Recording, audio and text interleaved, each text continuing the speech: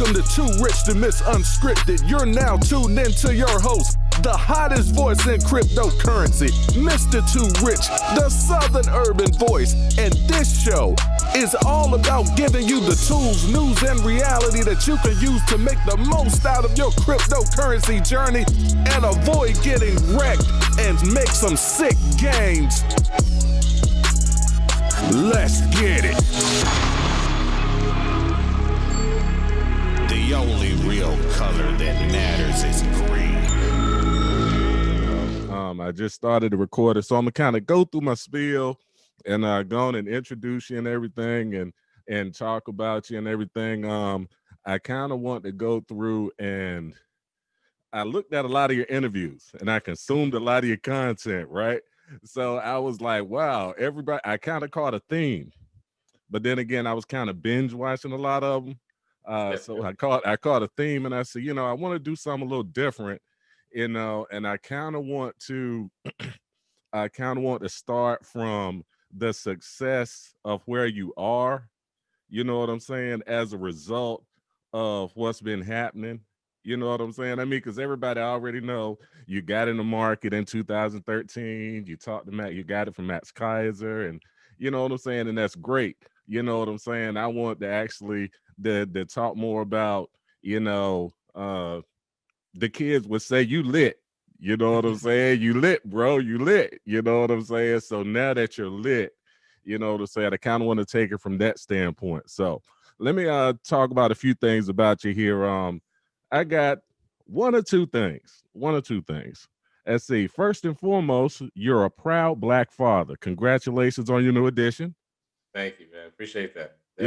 Yeah. Bro, dad. Yes. Absolutely. Is this your first child? First child. Absolutely. Yep. Oh, man. Oh, snap. Yeah. Definitely a learning experience, but it's been fun so far. She's 1 month, so. Oh, that's cool. Yeah, because I have I'm way on the other end of the spectrum. My daughter is 20. My son is like 21. Mm-hmm. So yes, I'm like all.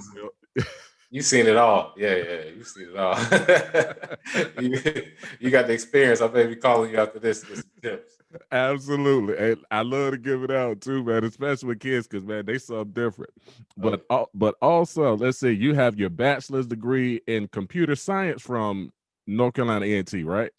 North Carolina State. North Carolina State. Oh, okay. I'm sorry. All right. Let's see. And best-selling author. Yes, sir. Certified Bitcoin professional. I definitely want to ask you about that, because when I looked at your profile, I was like, wow, I never heard of it, but that's definitely cool. Very successful entrepreneur. And you've been on a bunch of major media outlets. Let's see. We got Forbes that you've been on. You've been on CoinDesk. You've been on Yahoo Finance. You've been on the Kaiser Report. You've been on Vogue. Been on Black Enterprise. You've been on the Pomp podcast with Anthony Pompliano from CNBC. Yeah. You've been on Max Kaiser's podcast. You talked with Alex Mascioli. I mean, good God, man. I mean, you're like I said, you're lit, and of course you're the co-host of your show, The Gentleman of Crypto, with your boy King Bless. And wow, I mean, that in itself is almost kind of a mouthful, man, to talk about you, man. How has the journey been up to this point? Has it kind of been like, oh shit, or is it more like, yes, it's about time y'all saw me, I've been here? Or... Absolutely, yeah. The second thing, absolutely. At this point, it's like, look, man, we've been talking about this long enough. I feel like if you work hard, if you're in an industry like Bitcoin and you work hard to build it up, yeah, I feel like I deserve the rewards from it. Absolutely. And I've done, like you said, a lot of things in the space. I feel like being recognized after the book comes out was great. But I hated the fact that a lot of Black people who learned about it, they learned about it, 2018, 2019. I wish they were around, when I first started. But absolutely. I mean, I love the fact that now people are starting to see, now that Bitcoin is going past probably all-time high tomorrow. Now that people are seeing that, the whole Bitcoin, I thought Bitcoin was dead thing is gone. So I've heard that so many times. And I just think, just trying to stay humble because this market will do it to you if you don't want to humble yourself. But long term, I feel like I saw it coming, and I'm just glad that I was able to capitalize off of it. Well, that's great. Well, now, so and with the market, man, let me ask you this, and tell me how you feel about this as well, because I view the market right now as, if I'm comparing it, I go back to dial-up days when the internet first came out, and I look at crypto, the cryptocurrency space overall, as being like in the dial-up phase. You know what I'm saying? If I'm comparing, because back then it was slow, it was clunky. Now we knew that it could do all of this amazing things that we do now, but back then, Mhm. AOL.com and Netscape, and you know what Having to I'm hear it in the background. Oh man, it was terrible. Absolutely. So do you see crypto in that same uh avenue right now? Well, as far as it being like in that infancy space right now to Yeah, grow? definitely similar, and also I would say similar to like email back in like the late '90s, where it was a novelty. It was like we don't need it right now, but people are going to use it. So you can do one of two things: you can ignore it, or you can go ahead and put things in place as a business or as a person to capitalize off of it. And I think you're right. Crypto is the same thing. Dial up. It was like, well, one day we know we're gonna get to it, but it's not there yet. So it's usable, but it's not his final stage, definitely not. I mean, when people talk about crypto and they think they're late, I'm like, you do realize this has only been going on, 12 years. So it's still very early. This is something that's going to last probably the rest of our lifetime and on forward. So yeah, definitely, it's early, just like dial up, just like email back in the day. And I hate the fact that there are people who are old enough to see this tech boom happen, to see the changes. Like they were there before, like phones. There were some people was like, we had house phone, like what? And then now they've seen all the way up to where I just got an iPhone 12. This thing is magical. Like you've seen that progress, but you think cryptocurrency is going to stay the same or regulations are going to kill it. No, no, it'll just get better, and then you'll end up using it anyway. Absolutely. And the thing that intrigues me, Amy, especially talking to the older crowd, because I'm 46, and once again, and I'm with you because I seen all of this other stuff, and I remember, I mean, good Lord of mercy, I mean, rotary phones, and I remember Yeah. the Commodore 64. Good God Almighty, when a Mhm. floppy disk was a floppy, it was a floppy Three and a half disk. megabytes, baby. Oh Three yes, and a half Lord. megabytes. Yes, Lord. Yes, Lord. So I remember all of that. And it's interesting to me when I try to talk to some of my peers in my age range and older than me. And I say, hey man, you really see what's going on over here with this Bitcoin stuff. And with crypto, it's really coming up. V Chain is doing supply chain. Chain Link is doing the Oracle thing and is bringing the data from off chain on chain. I said, do you know what that means? You know what I'm saying? And I'll be looking at them like, you know what that means, right? And they'll be like, No, okay. not at It's all. yeah, and they don't. And I've learned and I realized after a 3-hour conversation with my wife, trying to explain to her what's going on. Even after she wasn't impressed, when I said, well, I done 4X, Mhm. this year, Yeah. since April. I mean, I Oh took, yeah. Yeah. because I got in. Now I'm real new, which is another reason why I'm thanking you for coming on the platform and talking to me, because I understand that there's a lot that I don't know. I got into space late 17, early 18. I wanted to go into the space from the standpoint of mining. Now I was new, didn't have a clue, Yeah. and Yeah. I realized quite quickly that I steer people electricity, away from that instantly. I'm like, don't even think about it. if If you not don't if you don't have the technical skills or a couple $1 million laying around or a big facility, don't even worry about it. totally agree. I found it out really quick. So I started DCAing back then. I didn't do as much as I should have, because I saw the top. I watched it go all the way down to 35. When it got down to 35, I said, this is the time. Mhm. This is the time. And I still didn't get in, but I ended up getting back in finally at about like 6 when Bitcoin's at like 6,000. and I started really heavily DCAing back in. And my strategy, and I don't know if this is actually even something that's smart, but as an older guy and as somebody that's trying to preserve most of my capital, I honestly just DCA into the big projects, Bitcoin, Ethereum, Blue Link, chips. Yeah. you know, yeah, the blue chips. Yeah. I mess around with Polkadot. I like Polkadot and Band. But other than that, I dabble in some other stuff, but most of my portfolio was like in those. I mean, Mhm. is DCA and it just kind of dabbling and then putting your profits back into Bitcoin a good strategy for the older folks that'll be listening to this and you know. Oh yeah, absolutely. So one of the things I would say for anybody who is worried about storing their value long term, Bitcoin is the best performing asset of the last decade and the best performing asset this year. As far as in the mainstream, it beats everything. Better than gold, better than silver, better than anything so far that we've seen. So if you put your wealth or savings in Bitcoin, that's a great way, like you said, dollar cost averaging. Doesn't have to be your whole check. We're not saying dive all the way in. It could be a small amount. What I tell people is I started out with money I didn't need to spend.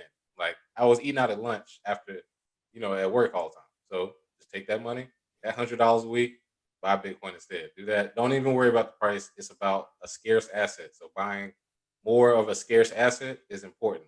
Price doesn't matter right now. So when you do that, then you couple that with a few new products like, for example, BlockFi. I talk about this in my new book. BlockFi is a service where you can stake your cryptocurrency. You can earn up to 8.5% APR. And what people don't realize is these products, they are a bridge from the old way, but you can earn more money because, of course, that 8% is an estimate. You're earning crypto, but look at the price of crypto as this happened over a year, over 2 years, over 5 years. So it's sort of better than a lot. It's beating 401ks. I know a lot of them are like 6 or 7%. It's actually more to me, Bitcoin, other cryptos, something could happen, but they are, big time gainers.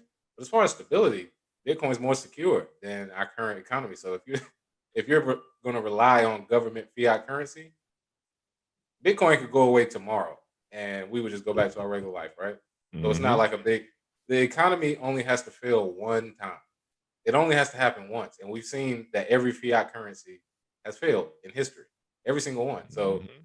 actually, you're taking more of a risk keeping your money in that than keeping it in Bitcoin and cryptocurrency because we have the proof. We have the data now. I think a decade is long enough to see, especially during this turbulent time in our history, Bitcoin still survived. We're in the middle of a pandemic and Bitcoin's about to hit an all-time high. That doesn't, if that doesn't resonate with you, then you should really second guess what you've been taught because most of it is what people have learned. Their financial managers, planners, like you said, older people, 40, 50 years.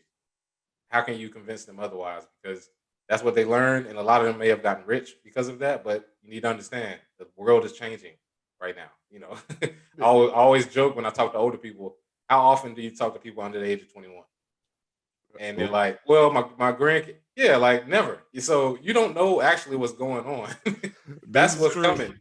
The kids know what's coming. Now there are some things in place where you know about it. You're knowledgeable. You have it. But when a revolution, something as big as this happening, you got to realize, man, the industrial revolution. You think the new people that came in were like, "What are we gonna listen to the old way?" No. Do you think the tech boom happened? All those 20 and 30-year-olds, if they were to listen to the older people, it's not going to happen. So put yourself in a position to win, and I think the older crowd will get it as more products are made available and on ramps that they're familiar Now, let me actually talk to you about BlockFi. Now, because I'd heard about BlockFi, and I guess there's once again the capital preservation part of me, and then there is the part of me that hasn't done as much digging off into them, because they're centralized, right? Absolutely. Yep. Uh, And I only suggest them whenever there are people who think in a centralized way. So if they're like, I only use products that are, regulated by such and such, because it's a market for that, unfortunately. Now we know the real true case of crypto. We know, but who wants to I mean, most people don't understand when you talk to people who aren't knowledgeable. They don't want your whole, philosophical spiel on why you should.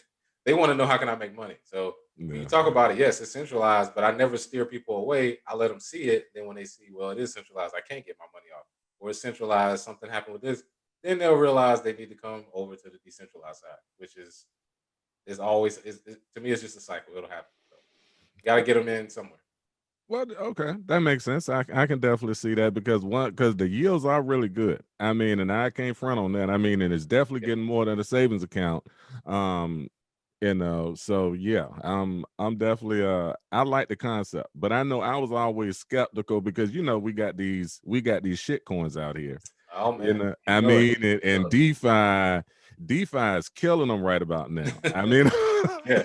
Oh yeah, yeah. I got interested in DeFi like right before it hit a billion. So when it tripled in like market cap, I was like, oh yeah, this is bad. Because I was like, most of these products aren't even ready. And then it was just the hype of it could people were trying to front run it. And in a market where people are waiting to throw their money in, a lot of people lost too because they tried to buy the top, get these tokens. Don't do it, people. Don't don't FOMO into it, man. oh my Have a god. plan.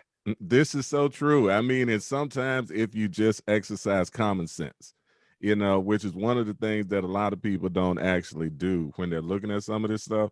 Because like for example, yam.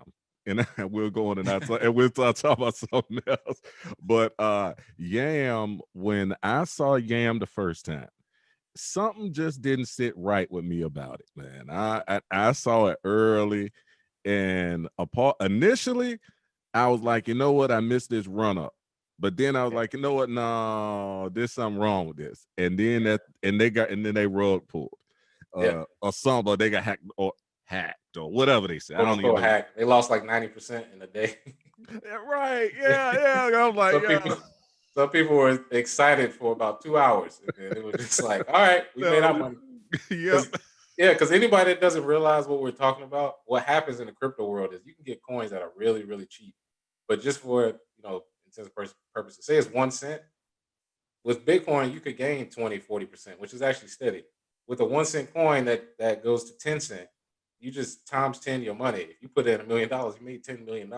So if you as a creator of a coin can somehow hype it up to get pumped, you just set your sell orders at a 10x, and the sell pressure is gonna be so much, price is gonna tank, everybody's gonna jump out, and nobody's gonna trust in it because it's not even a proven technology. The bag holders are usually people who hear about it. As soon as you hear about it and they start buying it, buy the top. And now you're holding this coin for the next 3 years. now you now you're a dedicated holder. And I've seen it happen a billion times with people. So Yeah. um, They're called it's zombie chains or what they are now, right? yeah, zombie chains, man. And it's funny to look back because I've heard some ones, but these new ones, like you said, anything with a food in the cryptocurrency is kind of suspect. Yam, sushi swap, a lot of it's like, okay, I get it, it's fun, but I don't know. Right. I mean, and that's kind of been my thought too. Like with DeFi, I'm an Aave fan. I own Aave or Ave. I don't even know how you pronounce it, but Yeah. yeah. I mean, but I've been holding them.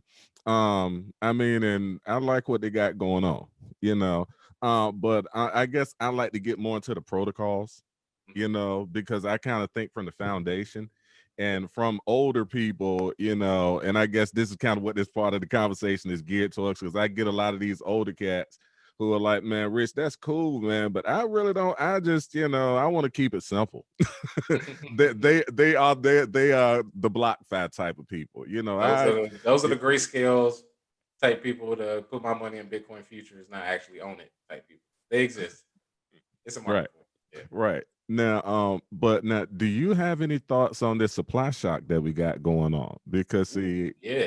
Oh yeah. So this is to me the most interesting part. I was talking to somebody, a good friend, he's a Bitcoiner since 2014. So we were around the same time, and he was saying that back then, when mining was happening, you could still mine and actually make money. And then once that time was gone, we were like, all right, well, when they put out their certain amounts, they're going to instantly start selling, blah blah blah. It'll hit the market, it'll catch up with demand. Then we hit $1,000, and we were like, "Ooh, hold up, something's crazy happened here." And then we remembered the last bull run in 2017. Same thing happened. All these exchanges shut down. A lot of people couldn't move money, and that's not because they don't have the money to build architecture where they can handle that. They just shut it down on purpose. There's been studies that said Coinbase prevents uh 80% of the trading when they shut down because when the price is going up, everybody's trying to sell at the highest price and it's almost impossible. So that's one of the things, we discussed as far as how things work in the crypto market. And then we were like, we were basically saying like going forward with a supply shock, it's going to be crazier because if there's nothing to sell, we already saw Cash App. They're basically purchasing double the amount miners are creating every 10 minutes. So that's going to catch up. And then we were like, there's a supply shock.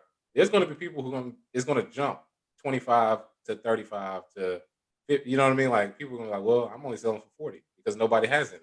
And then on top of that, these exchanges who've been kind of front running, maybe doing a little fractional reserve, they're going to have to come up with something because at some point they're going to have people just like last bull run who couldn't cash out. I remember people who couldn't cash out for 6 weeks. They were like, I can't. Yeah, they were like, I tried to withdraw like around Christmas when the Right. price was going up, and they couldn't do it until like February. So I think that's going to happen with supply shock, and PayPal's in the game now, so people have a way to buy it, but it's convenient, but it's a terrible way to buy Bitcoin because they own it. I mean, it's just a Bitcoin IOU. I mean, it's okay if you can purchase some stuff, but it's not really the use case. But yeah, I think supply shock is going to be interesting. We really were laughing because we didn't.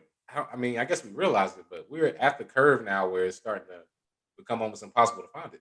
So that should be fun. I think supply shock is going to be fun. Yeah, it's definitely gonna be fun to watch the value of it just shoot up like that, because once the retail crowd realize that, it's gonna be like I could say an oh shit moment. Right They when gonna you're buy about sats. No yeah. more Bitcoins. This is gonna be Satoshis. We're gonna start denominating in that. Yeah, I know, right? It's gonna be very good for the portfolio.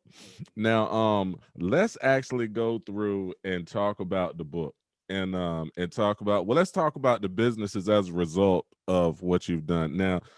Now you own. Now, what business ventures are you into that that you're able to speak about? Because I heard you mention that you own Bitcoin ATMs. Is that Yes. real cash intensive, or how does that kind of flow?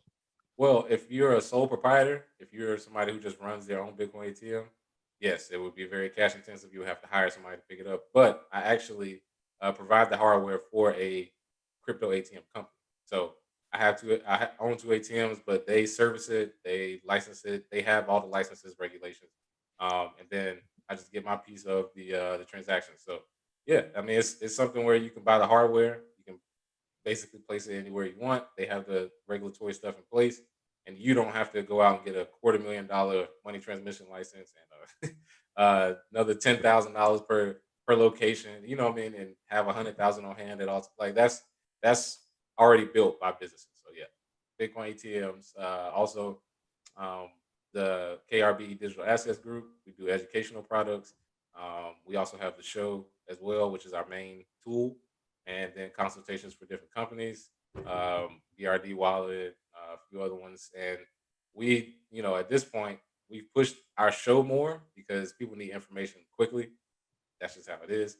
But yeah, that business venture as well. And then also I have something called the Blockchain Project, which we're keeping it kind of underground now because we want the project to actually be out because I think the impact it'll have with small businesses, hopefully a lot of Black people getting investment in Bitcoin will have a big impact. So working on some VC investment there. So yeah, got my hand in a lot of things, and just that's why I just keep working. Oh, okay. Now the blockchain project. Now I know you say you're keeping that underground, but so is well, I'll tell you what I was thinking about of it as, and correct me if I'm wrong. So is this essentially going to be our qualified investors eventually going to be able to buy into this pool of coins that will fund other businesses, or is it more of a VC into the fund and then you just kind of doll it out according to the business plans that are? Oh yeah. So it's three tiers to it. The first tier is a digital marketplace, and that'll be businesses that can sign up, and then they can accept crypto for payments. It'll be purely Bitcoin and cryptocurrency only, which is something I think we need to start getting used to. So it'll be a niche crowd with the digital marketplace. However, it'll be expanded to fiat because the second tier will be for investment. So businesses that have a proven. We have a score scale that we will use, a proven track record of either profit or new ideas or whatever new tech. They can get investment in Bitcoin and cryptocurrency. Hopefully, it'll be global. That's one of the biggest things we're working on regulation wise. But in the U.S., it's possible now because they've started to loosen up on investment there. So you can actually raise money in any cryptocurrency you want to. That's what we want to get to. Is if you have a preferred chain, you want it to be Bitcoin, it doesn't matter. Then the third tier will be a blockchain syndicate. It'll be basically a syndicate of VCs who or people who raise money for a business, a high performing business, and do it monthly so that we can get a million. In my opinion, at some point, $1 million a month.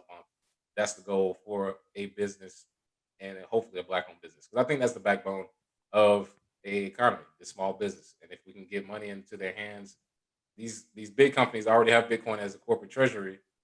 We need to get it into our hands earlier so that we can use it and then use it to our advantage later. So yeah, working on that, and I think the implications because if we can somehow regulation wise get it global, we have the entire continent of Africa to work with, different countries like Kenya, different. I mean, it's something that basically think about it like this: if what you have a business idea, you have to get funding. Right now, it's just the U.S. with cryptocurrency. You can actually raise it from anybody in the world. That broadens your scope, increases your chances of getting funding, and then the payouts from it are exactly like the ICO market, but it'll be new called STO. So you would still you would basically be able to be an investor and a business owner. So we're working on that very hard. Regulation is the biggest, as you know, in cryptocurrency. Oh man, yeah. Regulation is the biggest hurdle. Everything is a million up. every time you want to, every time you want to do something innovative, every idea costs money. I tell people that if you start a business, every idea, go ahead and check with your lawyer because it's like, well, you gotta get to this. And I feel like what we're doing is kind of front running it, but that's how it is. So yeah, a lot of business stuff going on. Just like I said, just working hard. Now, do you think that because I know that it's a mindset that has to be changed to be able to really grasp the things that we're talking about here, especially even from a business standpoint. Do you really think that Black America as a whole, or majority anyway, not as a whole, but do you think that Black America is ready to convert from that consumerist mind state to the investor mind state to be able to really see the benefit? And because what you're saying is huge. I mean, because with that coming to fruition, this means that a Black business just needs to have a viable business plan, a viable team, you know what I'm saying, and have their ducks in a row, and they can come and be able to get funding without going to a bank at all. Yep. Don't even have to think about it. Just whoever sees the idea, they can invest. Yep. They can invest. I mean, that's cool. I mean, you think you think a lot of us are ready to get over into that right mindset to see that? Well, honestly, no. But I'm gonna be honest. Right now, November 24th, no. But people like myself, we got to pull them into the future. I think it's on us to really make it a point to show people by example, because like you said, as the kids would say, I'm lit, quote unquote, so to say. And one of the things I try to show people is I'm a regular person. You can progress the same way we can in this crypto market if we do it the right way. But currently, a lot of consumerism is our problem. I tell people all the time economically, if white people went away and racism didn't exist, we would still have a consumerism problem. Still spend too much on stuff we don't actually need. The sense of urgency isn't there for a lot of black people because in their minds, they're like, well, if I'm doing good, we're doing good, which is furthest thing from the truth. And as a community, if you don't have any kind of leverage, all of these changes people want to see, it won't happen. Just don't complain about it. There are ways to do it, but it won't happen. Right now, I don't think we're ready, but we're getting there. I think there is an uptick. People are starting to get more conscious about how terrible our economy is. I think Corona might actually push us into it. Even though, like I said, people don't like Trump. I don't really get political, but he did wake up a lot of people. They were like, all right, now I got to do something. You know what I mean? So, I hope people don't rest because Biden is in and, going forward, investment to me is something that is, very vital for our community. Consumerism, just stop buying stuff you don't need, especially in a pandemic, in an economic recession. that is already happening. Just don't look at the stock market for your for your recession results. Trust me, they can pump that all. They can pump it as much as they want. This print money pump, you won't see any of it. This is But true. yeah, we are literally right on the brink of recession. So I think that'll get people's mindset changing, and then they'll think about the future more. Yeah, this is true. I agree. I agree. Yeah, I totally agree. It's really intriguing. But let me switch gears for a little bit now. You used to be a trader, a Yeah. trader, like Mhm. a crypto trader, right? Yep. Do you? Still am to an extent, just more macro, not as much as back in Oh, okay. Because I was gonna say, because now, to my understanding, and correct me if I'm wrong, I had always heard that 9 out of every 10 traders lose money. the day. Is there a code that you got to crack, or is it a mindset, or is there a trick to it, or you just got to really just dig in? Well, one of the early people I learned from, Chris Dunn, um, he pretty much convinced me, as far as trading goes, that over trading kills. He was like, "Do not try to overtrade this market, simply because of the volatility. If you think you're going to catch every bottom and top, you're not going to do it." And the percentages that it was doing, up 20, down 15, up 30, up 4, there was no way you could actually trade that week in, week out. So early on, the Poloniex days, I don't know if you remember Poloniex. Back in the days, they had coins on there. Bitcoin, I always just bought and held it. I never really traded it or anything. But altcoins, what I would always do was basically dollar cost average. I would quote unquote trade, so to say, but from a macro standpoint, I would look at over time after the first big bump in price. Over time, if you just purchase them when the bull run happens, you have the ability to set price targets, sales, and you will be pretty much a successful trader in a market like this, because the crypto market was so small when I first started. You Yeah. could have bought anything back then and made money. So as a trader, I think I'm more of a macro, but I don't do much anymore. Dollar cost averaging is the best strategy to me. And most of the stress that came from trading, I always tell people, like I said, I had a great head of hair before I got into crypto. I stressed it out in 2014, 2015, staring at charts all night and learning about financial markets. But yeah, I think trading is a fun thing if you know what you're doing, and I still do it just as a hobby, but more dollar cost averaging and focusing on building business. So you never got the bug to put your channel in that direction, as far as, like, I see with a lot of the other, not gonna call nobody, but I mean, there's a lot of channels that's doing the chart thing, and it's gonna do this, and and then on the back end they're selling their uh Mhm. algorithm, or whatever they want to call it today, their Okay. signal indicator, whatever. You never got the need to, because you're a teacher. I mean, Yeah. so I, Mhm. that never got you never got the bug. Well, I have plenty of tutorials on the channel, like dozens. Okay. But the reason I did a big trading one with BitMEX back in the day, but and Bittrex. But one of the things I learned early on with making videos, making predictions on Twitter, is that if you're wrong, even if it's once, you got a flood of people. You lost me money. You did this. You blah blah blah, and financial stuff. Like, you gave me financial advice, this and that. And I saw people in 2016 literally make people, 200,000 $200,000, and then it was one slide, at one point, and then everybody, the channel was gone. It would blow up. So when we started the show, that's one of the first things we said. We was like, "This is not a look at charts, moon boys. It's going to 50K tomorrow. This is why it's worth $1 million, because at the end of the day, nobody knows what the hell they're talking about. Like, I don't care how long they've been in this industry. I don't care if you created it. Satoshi himself cannot predict the future of a speculative price discovery asset. It's That's real impossible. talk. You can guess all day. Like Tom Lee from Fundstrat guesses at least once a month. It's going to 50K. It's going to 75K. You can guess all day, and somebody's target's going to get hit. Somebody's going to gloat about it, and then they're the best trick ever. No, I believe this is an asset that will continually increase in price long term because of network effect and scarcity. Price to me doesn't matter much, even though people are like, well, you got in early, so it should wait 5, 7 years. You're gonna feel the same way, because I feel like by that time Bitcoin will be 6, 7 figures, and you'll be like, oh yeah, well, who cares if I bought it at 20,000? Who cares if I bought it at 10? And that's basically what I'm trying to show people, is that yeah, it's one of those things where people try to make these predictions and you don't know what the hell you're talking about, man. Trust me.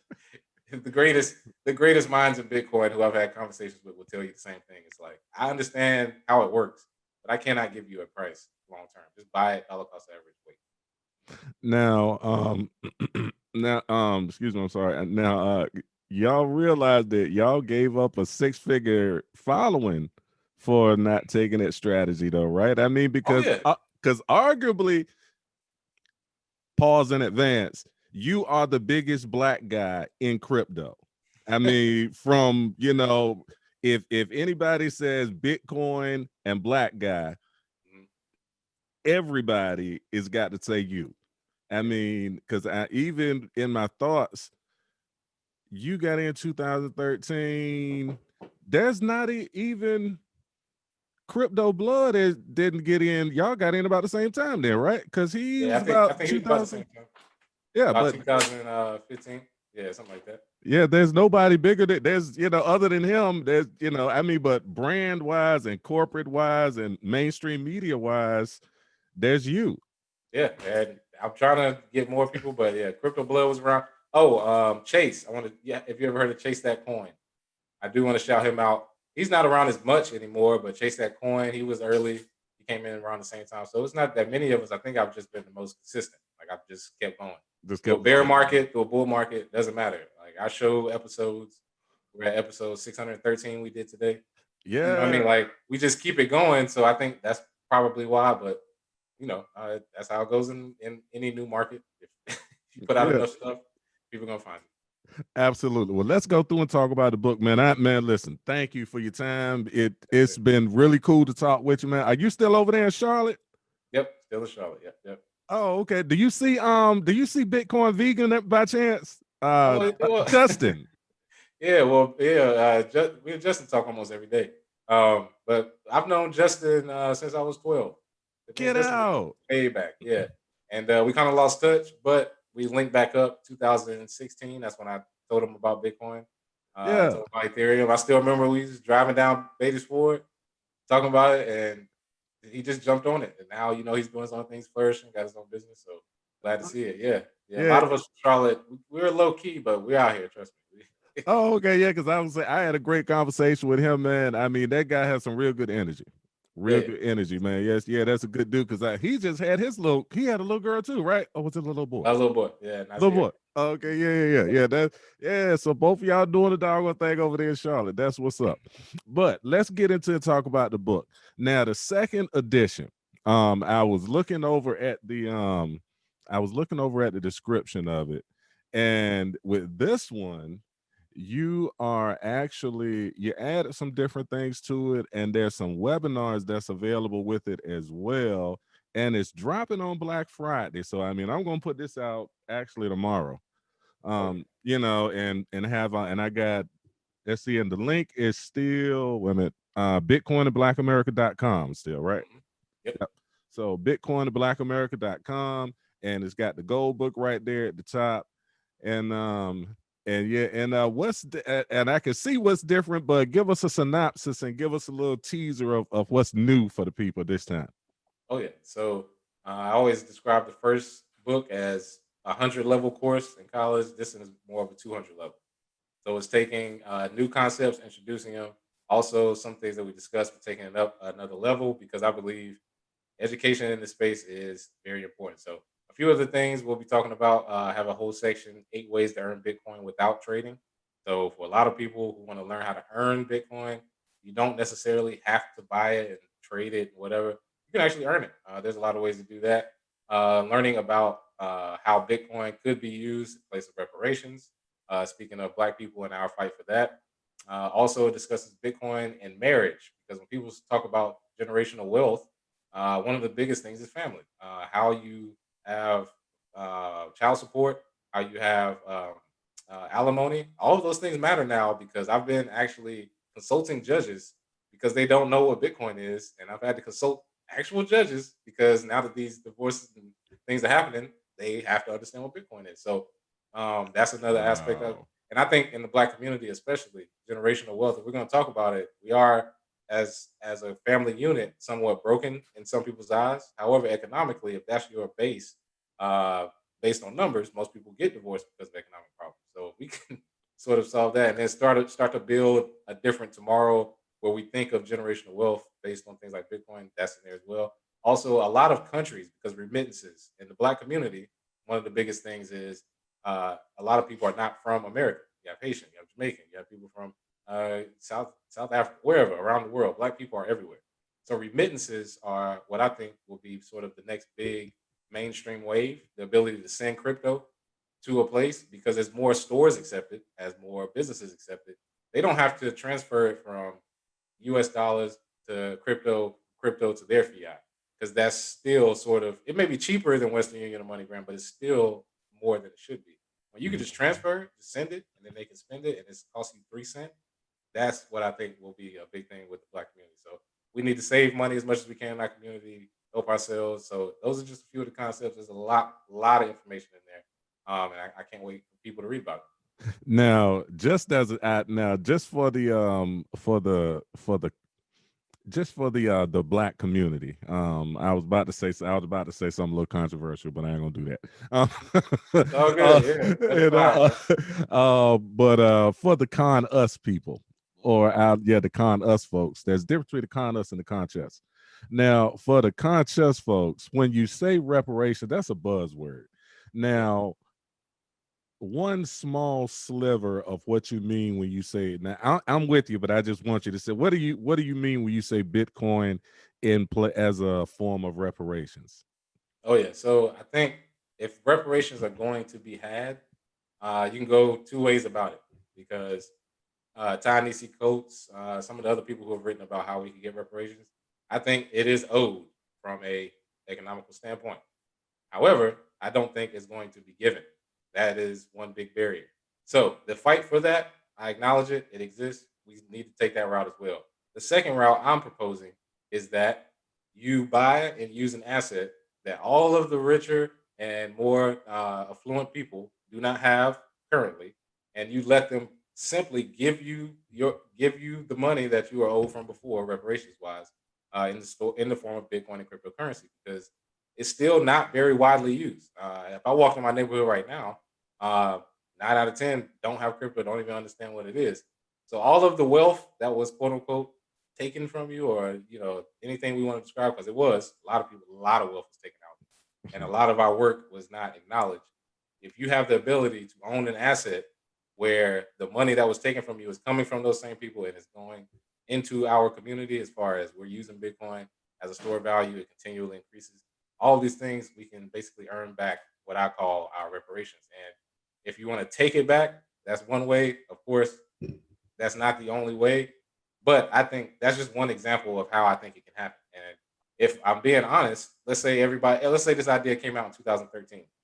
If let's say that we had some booming Black economy in Bitcoin right now, and we own thousands of Bitcoin, I could guarantee you the fact that back then Bitcoin was like less than $100 when I started, to the fact that now it's at 20K, that would have created a lot of the wealth that would have funded education, can fund better healthcare, can fund Black owned businesses, can fund whatever you're talking about that is keeping us down economically, could have been funded. And I think a lot of that comes into play. And politicians can only follow what economically makes sense. So if we have that in place, we have leverage. And then from there, we get stuff done in politics. It's just more of a domino effect. And I think reparations is something that digs deep, but I think the root of it has to be economic. And Bitcoin is the start of that, I think. And it's more in the book, of course, about how we do that. Oh, absolutely. Absolutely. They definitely got to get the book on. It's on sale right now. www.bitcoinandblackamerica.com. Random thought. Do you think it's possible for us to tokenize a town? Is that too much? Am I thinking a little too deep off into that? Is that too far? Now, I floated that idea with some of my real estate buddies. There's really Yeah, yeah. I actually think if you find a town that's desperate enough, but they're close enough to maybe a tech city or a tech town, maybe something right outside of the Bay Area or something like that. I think you could actually have people do it as an experiment and see that the real estate, a lot of the stuff that's usually foreclosed on and not used, the actual use case for small businesses, like, hey, you use this token in our town, you get discounts. That would incentivize people to actually buy it and use it.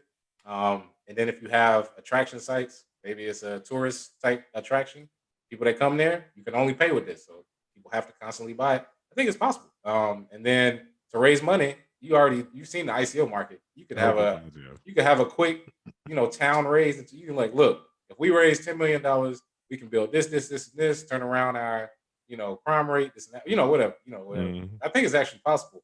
It would take some time though. The idea itself, yes, theoretically, yes, but in practical use, it probably take a decade to Oh, get all the assets yeah. tokenized. Because think about it, I mean, some of these places still got fax Mhm. machines. Like Yeah. they're not touching tokenomics or cryptocurrency for a while. So that would be sort of the hard thing because they would have to be like tech forward, but they would have to be like small enough. You know what I mean? You know what I'm saying? Yeah, Like yeah, most right. small places wouldn't be able to do it, but it's possible. Okay. Oh, okay. Yeah, I mean, because I was like, wait, because that, and I think about it when you start to talk about NFTs, and I know you're familiar, with the non-fungible token market and putting those on the blockchain, and then you start talking about art on the blockchain, and I'm like, well, this is opening the door for real estate because if we start tokenizing real estate, and then you think about smart contracts, we can cut out escrow. Oh man, trust me, I know. My last job before I started full time in Bitcoin, I was an IT manager at a law firm, real estate law firm. And when I tell you that process is so convoluted with escrow and then having to send it to the bank and then having to send it, people got to come in with checks. It's so much extra fat, and people are getting paid all around. But it's like cut all of that out. All the Mhm. details are there. A smart contract, the payment is there as soon as you sign. Yeah. Like cut the fat. It's coming. It's just real estate moves real slow. It's that's gonna probably be the last frontier, but it's a big one. I mean, everything's Yeah. moving that way. And NFTs have definitely opened up floodgates as well. Shout out to Michael Johnson. His NFT project with two young kids actually sold for 120,000. That's pretty Oh yeah. nice. Mhm. Is he Yeah, from out? Is he from out there in North Carolina too? No, I don't believe so. I'm not sure where he's from, but Oh, he's a okay. former Major League Baseball player. Learned about crypto. Lives in LA right now. He's big into art, and he created some art pieces. And like I said, did it some NFTs with two younger kids. And now they have a QR code that appears every year on their birthday, and people can donate Bitcoin. So it's like, yeah, the NFT has opened the floodgates, definitely.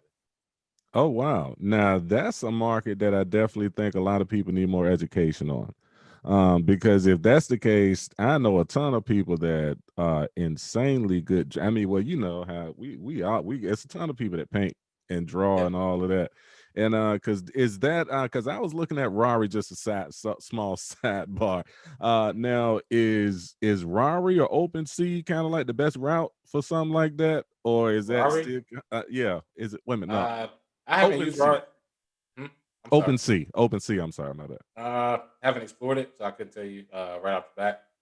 The company he used it starts with an A. I can't remember it, but yeah, if you look up Micah Johnson, yeah, you'll find him NFT. His project, yeah, he uses that. I'm not familiar. I haven't built it myself, but I can't wait to get started. Especially trying to have a Bitcoin summer camp. I want the kids to be able to have NFTs. Definitely. Oh snap! Now, talk about that real quick. A Bitcoin summer camp. Oh yeah, How yeah, is it? That's obviously some in 2020, in 2021. yeah, How's yeah. that? Is that going to be out there? Or are you going to try to do a tour with it? Talk about that for a second, if you don't mind, if you Oh yeah, can. I mean. definitely. So I'm on the board for a 501c3 nonprofit called Innovative Learning, and they offer after school and summer camps here in Charlotte. And one of the biggest things is we've had to go virtual because of coronavirus. So the first phase of a Bitcoin summer camp would be virtual because as soon as we floated the idea, kind of marketed it, email marketing, we had at least 30 parents that were like, "I'm in Atlanta, I'm in Florida, I will come to Charlotte to do it." And we were like, "Well, you don't have to come." Because the first phase will be virtual. But in 2021, when you can make it in person, shout out to crypto blockchain plug in Inglewood. They had the first crypto summer camp. You can use Bitcoin ATM, show kids how to use that. They had NFTs. They taught them how to code. They used drones, how to program those, how to use cryptocurrency wallets, all of that stuff. You can do all of that with kids. And one of the things we're adding to it, because we're doing our own as well, is that we're going to give adults free classes. If you sign up your kid, we want it to be completely free. That's the goal because it is a nonprofit, or a very, very small amount, like $10, $20, but just something really small. But we're going to teach adults for free because they need to know too. You can't have your kids just learning about crypto and getting all this stuff, and then the parents are oblivious to it, because this is real money at a Right. certain point, and it's better if the parents understand it, and then they can, you know, teach their kids more. And I think more families learning about it is better, because financially, I don't know. Did your parents talk about finances around you? Not, Uh, not mine. They didn't uh, really, mm-mm. not at all. You know what I mean? Like I didn't, never heard about it. Didn't. So I think this is a good change. So yeah, Bitcoin summer camp, another one of the things on the list. Like I said, I stay busy, man. Got to do it. Yeah. That is cool, but okay. But let me write down that organization again. Bitcoin Summer Camp. What's the name of the organization again? So I'm gonna definitely look them up and plug them. Unplug Oh them yeah. again. Innovative learning. Mhm. Yep. Bitcoin summer All right, cool deal. All right, now, man, gracious man, what don't you do? camp. I mean, Sleep. you I get one or two naps and then I'm back at it. I don't. Yeah. because I was about to say, because there was a whole paragraph I was looking at of stuff that I did say that you actually do. Okay. But one other thing about the book, with this copy of the book, you're doing the webinars. There's Yes. 3 webinars that Mhm. come with this edition of the book. Mhm. What is it? What are they learning with these 3 webinars that come with the book? Oh yeah. So there are concepts taken out of the book and explained further. So people who read the first book, a lot of times they would have a bunch of questions when I would do the book tour. So they would show up with questions, but of course, COVID's around, so webinars would be more precise. And I think the first webinar, 8 ways to earn Bitcoin without trading, we'll have a sponsor we're working on now to explain the concepts of Bitcoin ATMs. Working on that right now. And then, of course, all the different ways that you can earn money. I feel like that's worth the cost of the book by itself, because once you learn and you see all these different ways, it helps long term. The second one is dollar cost averaging strategies. Again, working on another sponsor for that, but that will show people from a macro standpoint, buying at certain times of the month, of the year, how to use news to your advantage, all those things. We'll explain that. And the third one will be Bitcoin for business and taxes. So I know it's something people don't want to talk about, but the first page, my CPA has let me know the first page of the new tax code is virtual currency. Like they're completely focused on it. So for businesses, it's very paramount that you understand the tax portion of it. Um, Again, another sponsor coming with that, and they'll all be announced in the next couple of days. But yes, all of these webinars are in December, the 6th, the 13th, and the 20th. They will be live. So for people who have the book already, you will be able to access it. If you purchase after those dates, that's fine. You'll have access. They'll be given to you via email as soon as you make your purchase. So yes, I think these 3 webinars right here will set you up. And with any service that I give, I feel like I'm just saving you time. Take all the information, the 8 years I've been in this space, or going on 8 years I've been in this space, and convert it down to about 8 hours worth of information, and go from there. And I think most people will benefit who know about Bitcoin and have it, or already have Bitcoin and planning to use it. So these webinars should be fun. Not really for beginners per se, but should be fun. Okay. All right. So, and just one thing, something else I want to touch on. You do actually consult, and I know I hadn't talked on that specifically. You actually do consult people. So, if somebody actually did want to get with you directly, and say, you know what, man, look, I work 5 jobs and I got whatever laying around.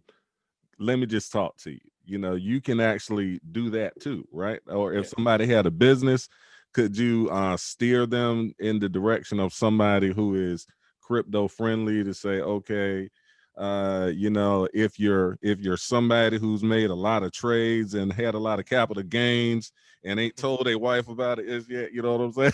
Yeah, yeah. you Oh know, yeah, absolutely.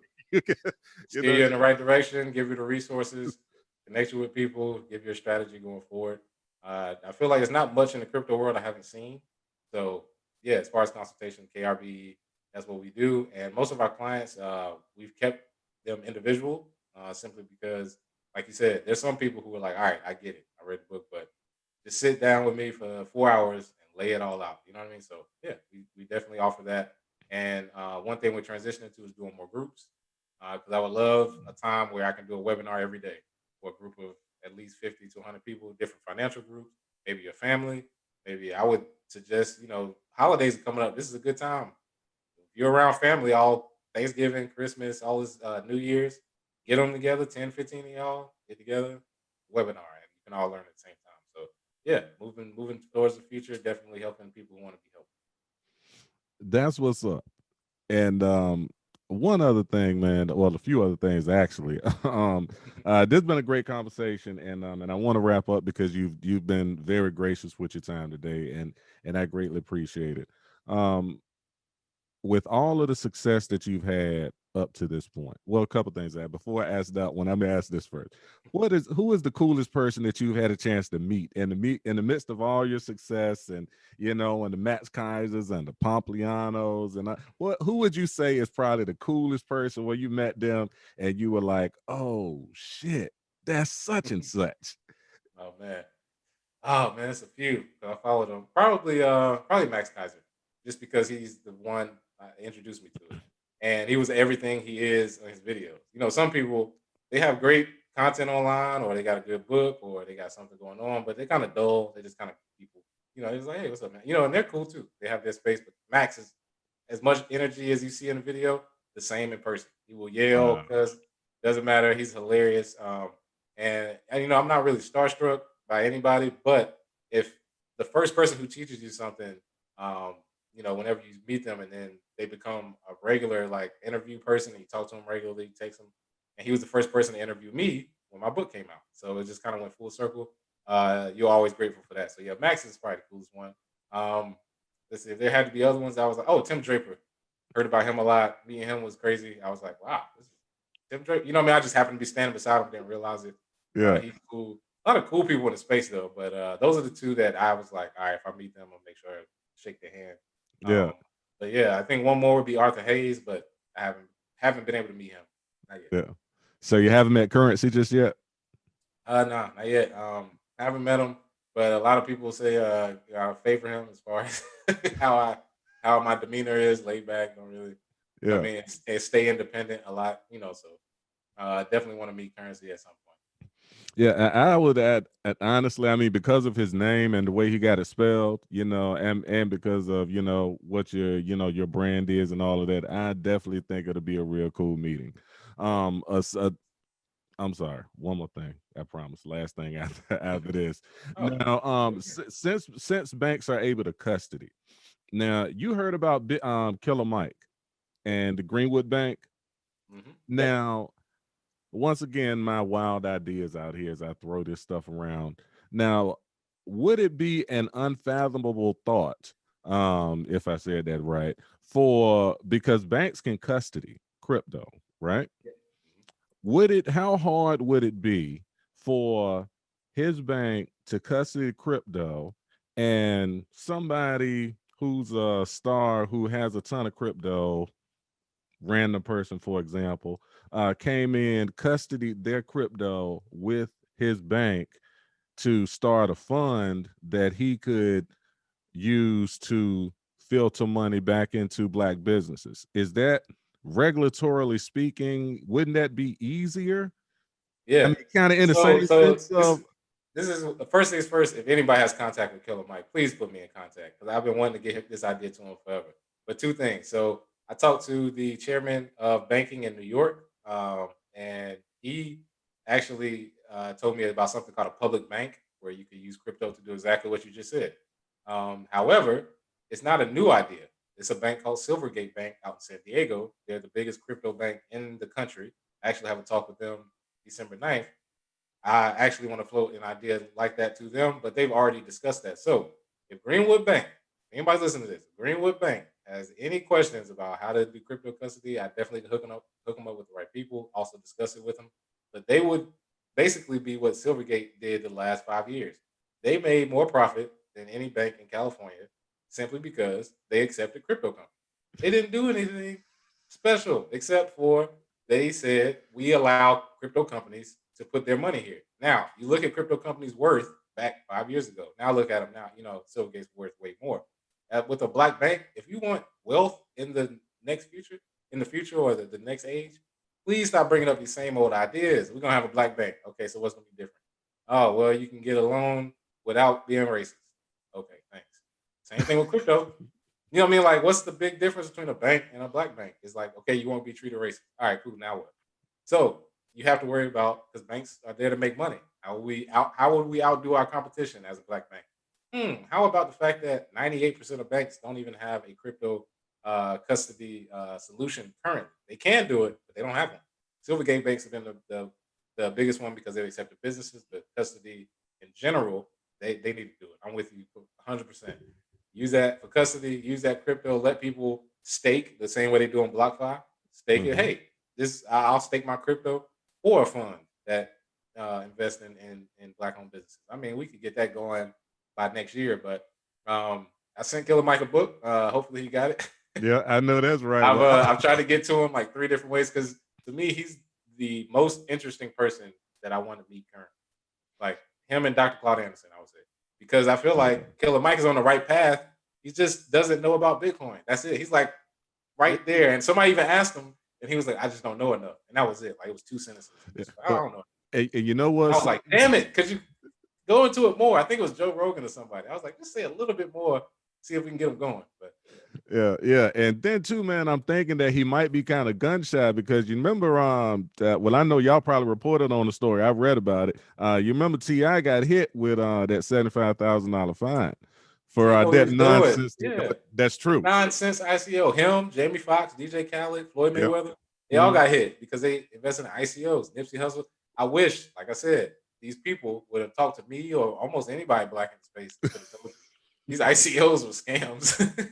Get your money, get out. Don't promote them. Like, what are you doing? But I guarantee you, it wasn't them. It was their financial manager or financial person who read crypto for a day, read through some articles, like, oh, I get it, I understand, blah, blah. Do this promotion. They're gonna give you $1 million. That's all they saw. They didn't know that they may be facing the SEC 5 years later. I could have told them that in the first sentence. I was like, hey, is the SEC compliant? Oh, no, don't do like that would have been it. I could should have probably put that out there in the universe. But yeah, I mean, if they know that that's the wrong way, and then they're like, there is a real way, they'll be fine. They won't be reluctant, and it won't be, you know, all over the place like ICO market was. Oh yeah, absolutely. Well, we're definitely gonna be cutting and sharing that clip out, and gonna post it on Twitter and all that, and see if we can get the universe to kind of link it all up, with that thing with Killer Mike, because that'll be lit. Because I was just sitting and think about it. Because think about this, doggone, you remember 50 Cent made all that money in Bitcoin back when he was, I forget the name of that album, but you know what I'm talking about. It was Before I Self-Destruct or Animal Ambition, one of them. Yeah, one of those. And he's worth. Yeah, I wrote about that in the book too. That's what I'm saying. People don't understand. He sold it for Bitcoins, they didn't even realize it. It was worth like a few $100,000, ended up being like worth $7 million. And then now it's probably worth, I don't know, 20 million. It's like, come on, man. We could have imagined almost every black artist did that back in 2016. How much more money would you have now to do the things that we keep talking about we want to do to change? So yeah, and people in the right mode. It's still early. So yeah. And I was just thinking, just in the sense of somebody like 50 Cent could very easily custody and stake his stuff over at Killer Mike's bank. That could springboard the whole thing. Everybody's looking for the right, looking to say they're doing it. That'll be good for their brands as well. We're gonna tweet that one out, just and share it around and see if we can get some more flow with it, because obviously that'll be the great thing. Now with Dr. Claude Anderson, that'll be easy for you to get in touch with him. He's through Dr. Boyce Watkins is with him all the time. If you hit Dr. Boyce Watkins, he'll he can definitely set that up. I mean, your platform is. I will say, I hit Dr. Boyce Watkins back in 2017. Oh yeah. No, I 2015. Sorry, I hit him 2015. I emailed him. No response. 2017, when the bull market happened, he was emailing. Like, I still got his emails. He was getting emails telling people this asset is going up. It was $17,000 at the time. I was like, the first time you mentioned Bitcoin, it was worth $17,000 in 2017. I was like, all right, man. He's now responding because I think when the price went down in 2018, he was like, oh man, I don't really know what it is. And everybody's hitting me up like, oh, you told me I was going to be rich. That's why I told you. I was like, I don't put out predictions about price and tell people they're going to be millionaires, because that's what happens. So after that, I haven't gotten contact. But if I could, I would tell them, hey, you have a whole channel committed to crypto. My friend Lamar Wilson was head of it for a while. We actually used to do a weekly show together. So I think I could somehow get in there, but I don't think he's responded because maybe he looked me up and realized like I don't know, like Yeah. You might I start. actually know what I'm talking about, and it's not just an email just hyping people up. I don't want to step on nobody's toes, but I'm like, there's a lot of black finance people who don't know about it, and I'm like, we can easily discuss it, get you in. They don't want to know. They're like, well, this breaks all of my all of my traditional models. Jesus Christ, I can't. You know what I mean? Like, so it is what it is, but it'll happen because it'll have to happen.